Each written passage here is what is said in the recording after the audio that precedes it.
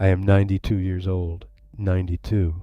That is a hell of a long time to be walking around this earth. I've seen the world change from black and white to technicolor to high definition, and let me tell you, people are still just as confused as they were when I was a boy. I was married to my Eleanor for 54 years, 54 damn years before the cancer finally took her. And you know, people come to me, young men mostly, sometimes older guys who look like they haven't slept in a week, and they ask me the same thing. They whisper it like it's a dirty secret, looking over their shoulders to make sure their wives aren't listening. They say, "Frank, how do I know? How do I know if she's the one? How do I know if I'm wasting my life?" And I look at them, and I see the terror. You are terrified. You are terrified that you are going to wake up at 80, look across the breakfast table at a stranger, and realize, my God, I threw it all away on the wrong person. And you should be terrified, because it happens. I've seen it happen. I've seen men die inside their own homes, surrounded by furniture they paid for, and a woman they don't know, simply because they were too scared to ask the hard questions when they still had time. But the problem is, you boys are looking for the wrong damn signs. You're looking for fireworks. You want the butterflies. You want the Hollywood ending. Let me tell you something about fireworks. They explode. They are loud. They are bright. And then, poof. They leave you in the dark with a bunch of smoke. Real love, the kind that gets you to 92 without hating your life, isn't a firework. It's a fireplace. It's consistent. It keeps you warm when the furnace breaks. It doesn't need to be flashy to keep you alive. So, if you are sitting there right now wondering if you made a mistake, I am going to give it to you straight. No BS. No poetry. Just the cold, hard truth from a man who has lived it. I've got 4 tests, and if your partner fails these, well, son, you've got a hell of a hard decision to make. Test 1. The silence. This is the big one. The silence. When you're young, you think love is talking. You think you have to fill every second with noise because you're scared of the quiet. You think conversation is connection. But the true test of a relationship is what happens when you shut your damn mouth. I want you to really picture it. You are in the car. You've been driving for 2 hours. The radio is off. The scenery is boring. You haven't said a word to each other for 40 miles. Does that silence feel peaceful? Does it feel like a warm blanket you can wrap yourself in? Or does it feel heavy? Does it feel anxious? Do you feel like you have to perform? Like if you stop talking, she's going to get bored and realize she doesn't actually like you? Do you feel the pressure building in your chest, desperate to say something, anything, just to break the tension? If the silence feels like pressure, son, you are with the wrong person. That ain't a partner. That's a guest. And you cannot host a guest for 50 years. It will kill you. The exhaustion of entertaining someone in your own life will wear you down until you are nothing but a husk. With Eleanor, we could sit on the porch for 3 hours watching the rain. Just sitting. I'd be whittling. She'd be reading. Never said a word. And I never felt closer to her than in those moments. It wasn't empty silence. It was full. It was the comfort of knowing that your presence alone is enough. If you can't be alone together, run. Because eventually, the words run out. And if you don't like what's left in the silence, you're in trouble. Test 2. The foxhole. I call this the foxhole test because life ain't a vacation. You see all these people on Instagram with the margaritas and the sunsets and the perfect teeth. That ain't real life. That's a brochure. Real life is a war. Eventually, the enemy is going to show up. You are going to lose your job. Your mama is going to get sick. The house is going to flood. You are going to get a diagnosis that knocks the wind out of you. You are going to get that phone call at 3 a.m. that brings you to your knees.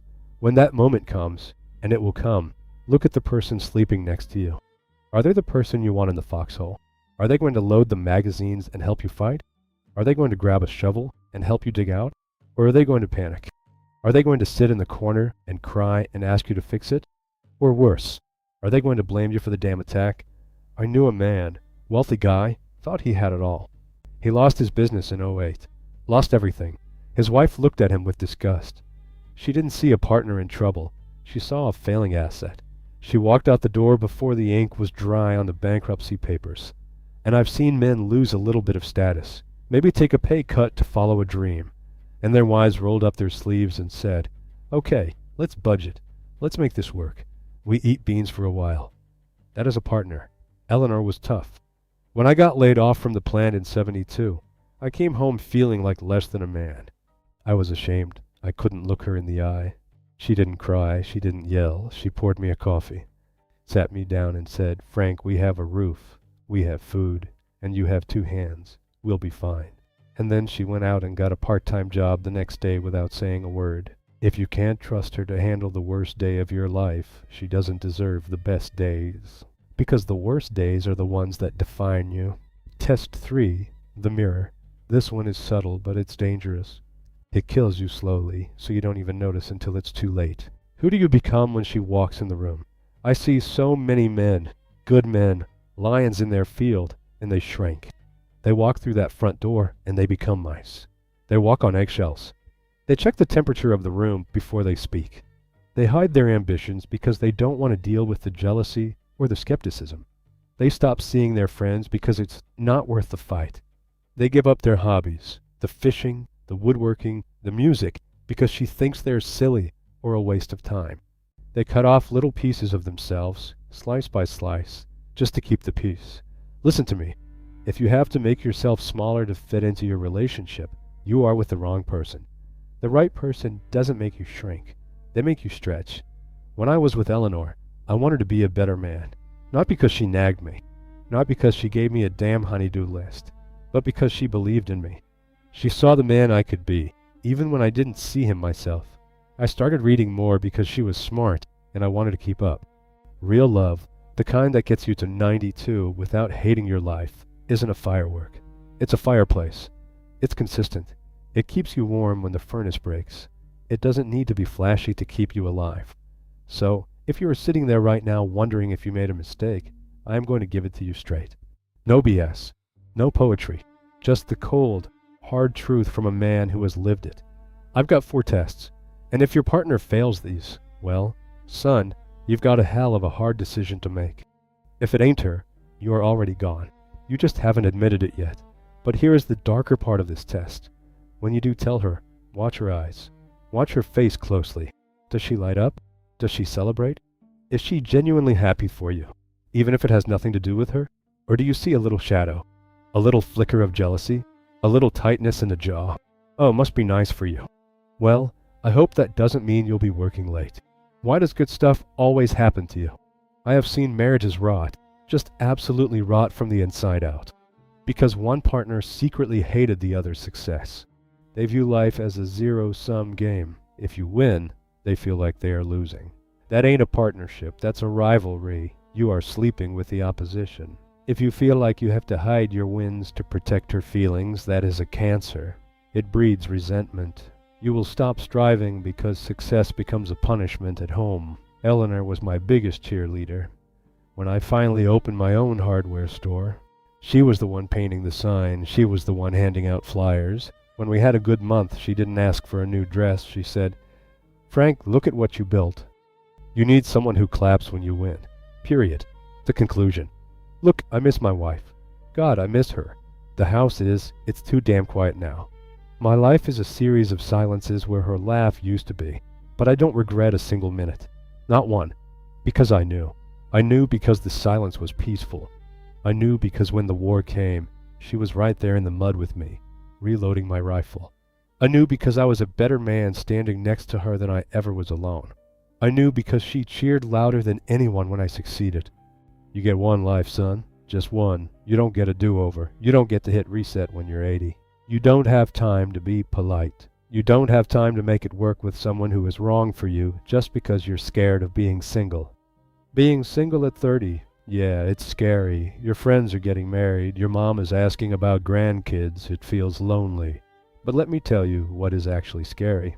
Being married to the wrong person at 50. That is a tragedy.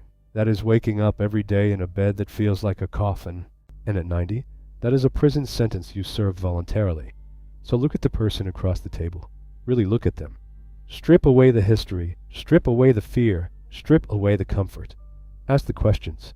Can you sit in silence? Will they fight in the foxhole? Do they make you stretch or shrink? Do they clap when you win?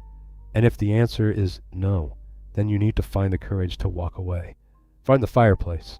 Stop chasing the fireworks. The fireworks will leave you cold. The fireplace will keep you warm until the very end. Now look, before you go doing anything drastic, I ain't a shrink.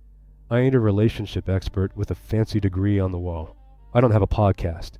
I'm just an old man sitting in a chair who has seen a lot of people die with regret in their eyes. You gotta make your own damn decisions. I can't live your life for you. And I can't sign your divorce papers. You have to look in the mirror and decide what you can live with. But I hope you choose happiness. I really do. Because life is too short to be spent holding your breath. I'm tired now. My stories are done for the day. Go home. Look at your life and tell yourself the truth. It's the only way to be free.